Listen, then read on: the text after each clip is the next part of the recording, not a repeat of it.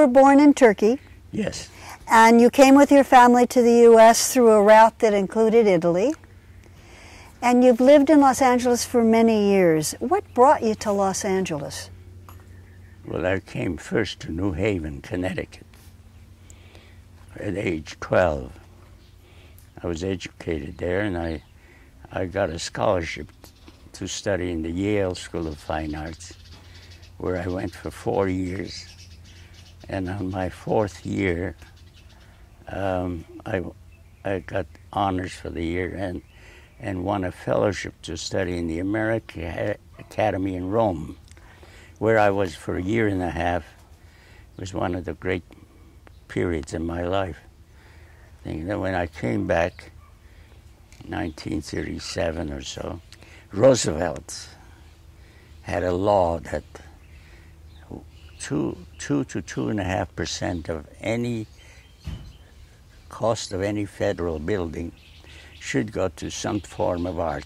I kept competing. I didn't get anything. Finally, it won the Bronx Post Office, and that led into other murals. And to this date, I've done 42 murals throughout the country. Did you ever return to Turkey to visit? No. You've never been back? No, and there was an important reason for it. My father was a wanted man, Ooh. And it was still very dangerous for us to go back. Uh-huh. We got out in the skin of our teeth. My father was accused of, before the massacres. By the way, I was there during the massacres. I was 5 years old. Wow. 1.5 million Armenians were killed. But before that even, my father was taken away, accused of plotting to overthrow the Turkish government. And the day before the execution, he escaped, stepped over the sleeping guard, and ran into the desert. It's a fantastic story, but all the other 8 were executed.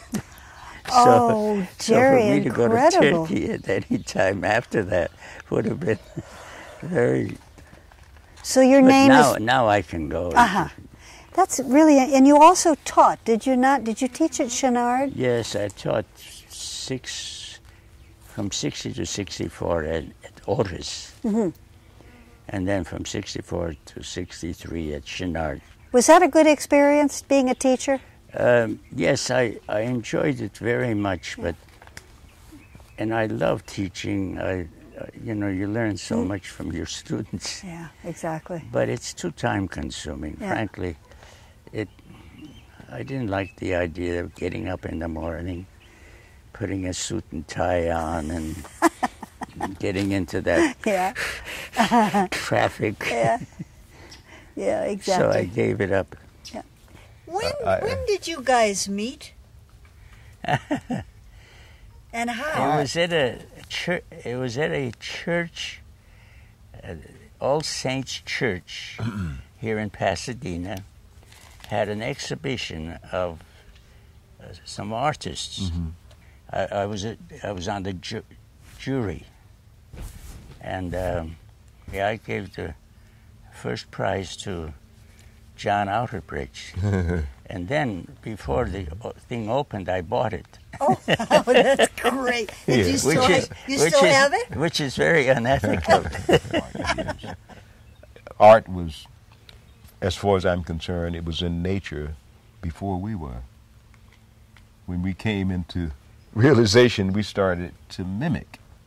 That's my feeling all the time. I mean, the fact that as a kid, not knowing anything about a museum or about art, I remember when I was very small, the most fascinating thing to me at times was to sit by a window and watch raindrops run. Oh, man, that's magic stuff. To me, that was art. Or to find a bird nest, right, and examine how it was put together. Because I think that what we disregard is the fact that somehow the human spirit is a very creative spirit, meaning that the human spirit has its own notions about art. Life has become so market-oriented that it doesn't breathe anymore. It doesn't always pulsate in the way that it should. Many of the people who practice and believe and practice and do what they can't help from doing are people that are wounded with a blessing. Simply wounded with a blessing. You're blessed because you are that way, but you're wounded at the same time because it's difficult for you to fit into the marketplace. We have become specialists in everything. Mm-hmm. An engineer, an architect, a lawyer, etc. It seems to me that the Renaissance artists, Da Vinci was not the exception.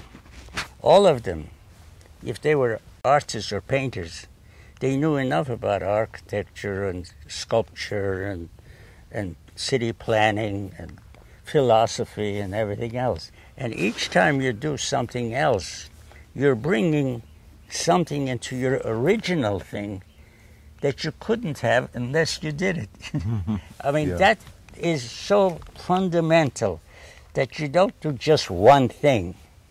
Because after a while it becomes duller and duller and duller. You have to bring other things into it. Mm-hmm. Yeah. Mm-hmm. Now, when I taught at Otis, I remember once, from 60 to 64, at one point, 3 boys and 1 girl cornered me in the hallway. And they said, "Why do we have to draw from the model?"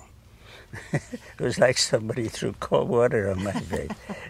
I said, "Well, God, I don't know." I said, "We know more about our bodies than anything else. We know if one arm is longer than the other, even if you're not an artist.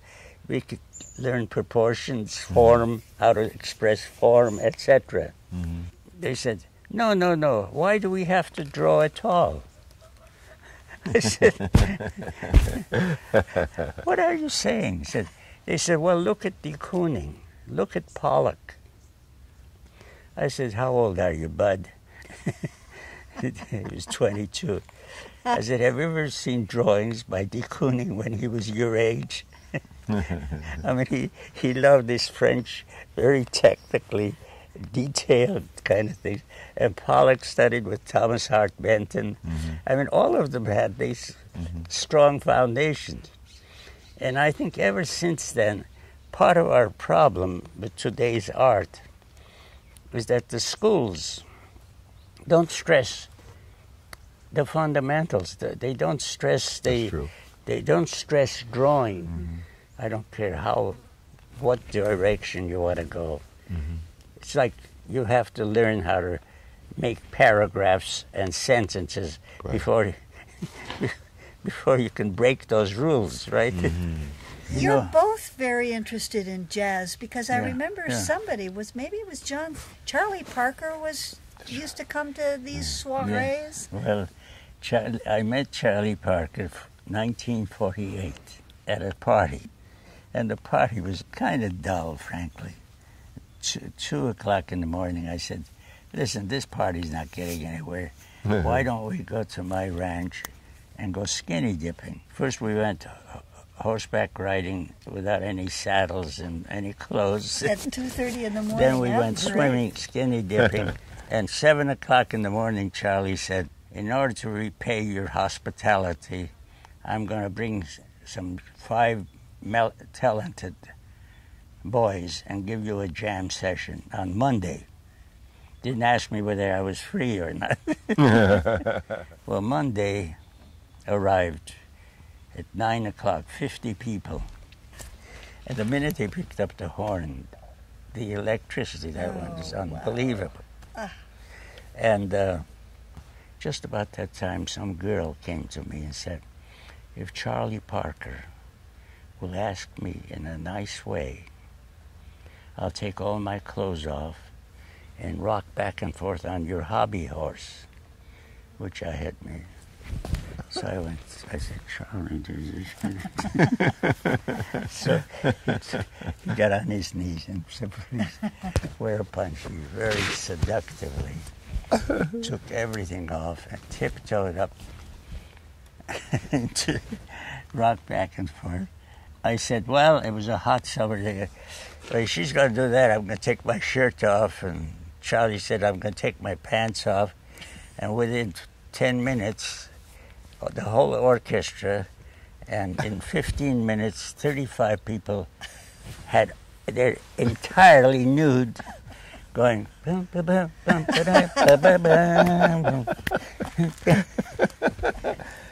It's kind of vulgar for a person to give a party for his own birthday, it seems to me. But actually, Dabney's birthday comes on March 21st. Mine comes April 14, and our anniversary is March 30th. So we bunch everything together, and then spring, somewhere along spring comes. So we call it the Primavera Party. And when I was 84 years old, I decided, I got this sudden idea that since my people, before Christianity, by the way, did you know that the Armenians were the first Christians? No. Yes. Huh. We adopted Christianity before any other nation. And but before that, we were pagans. So I decided to go back to my pagan days. and I became Bacchus, Zor Bacchus. And at that time, I had 4 nymphs. But this year, I had 10 nymphs because I'm 90 years old. And L.A. Times wrote an article and said Zorthian was supposed to have 10 nymphs. But actually, there were 10 and a half nymphs because one of the nymphs was pregnant. Yeah. Do I remember that you were a combat artist? Were you, during the Second World War, an artist with the troops? I was in G2 intelligence, and the general who ran the very interesting G2 found out I was a mural painter and asked me to do something on the intelligence school. It was one of the greatest things I've ever done. I visualized this secret hush-hush camp as being out of this world. And these soldiers are being picked up in various parts of the country for their special abilities and coming in with their embryonic faces, going into the whale. Those who survive the interview go on through. Those who are rejected with their sad faces are out again. And this is secret weapons, and this creature is about to throw a bomb in here, but being shot down by a GI. Here's a girl with a swastika on her fanny, and she drops a handkerchief. It's a booby trap. He gets blown up. This is in the form of a question mark. Do you notice that? The testimony of this Nazi officer who's been captured, talking to this colonel, receiving sound things, puts his entire office to work to find out what he's talking about.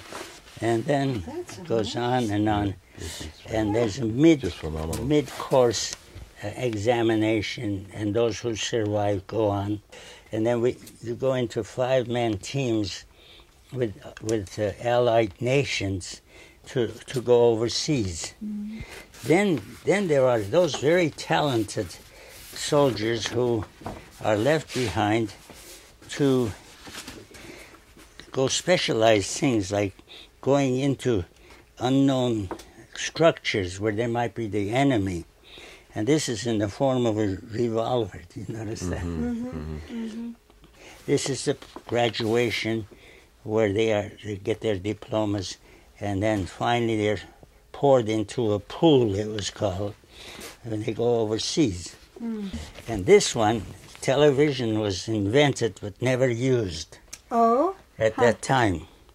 So I conceived the fact that wouldn't it be nice to televise activities overseas for those who have not gone to, you know. And also this looks like a woman's buttocks, and it's the end of the mural. I think 2 months after the war ended, some people in North Carolina, I think it was, heard that this black person had raped a white woman. It was just a rumor. And they went through the black community asking where he lived.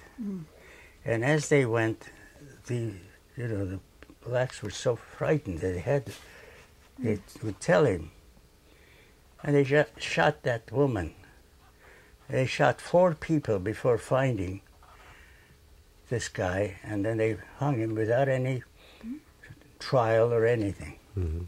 I was so angry doing this thing that I could only work. It shows the two hours, shows. 2 hours, and then I had to do something else. Very powerful. Because I couldn't. I kept going. Also, I do things in retaliation for artists I don't like. For instance, I don't like Disney. I think he screws up the most beautiful fairy tales, right? And this one got first prize in this show. It's called Sleeping Beauty and the Beast. The story is an old Russian fairy tale where Beast captures the girl. But he's gentle, and beasts are gentle. Beasts can be beautiful. She's very frightened. She doesn't touch her. After a while, she's less frightened. After a while, she begins to like him. They do things together. There's a trust between him. He sends her home to a sick father. But she finds herself going back to him. That's the fascinating part of it, because she's in love with him. And this is called the awakening. When you reach puberty, you always fall in love with an older woman. When I was 14, I fell in love with my French teacher. I used to work very hard and get good marks. And then I misbehaved myself purposely because I knew that she was going to say, Jyrair Zorthian, you come and sit in front of me where I can watch you. When everybody left,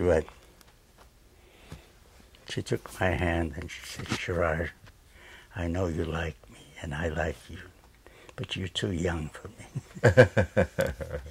And then she said, and then her eyes began to sparkle, and she said, and I fell in love with this most wonderful man, and this summer I'm going to marry him. And I haven't even told the principal yet, but I knew you would care. But for 3 days I couldn't eat, I couldn't sleep. Great teacher. My mother thought I was sick. Anyway, this is an illustration of that period in my life.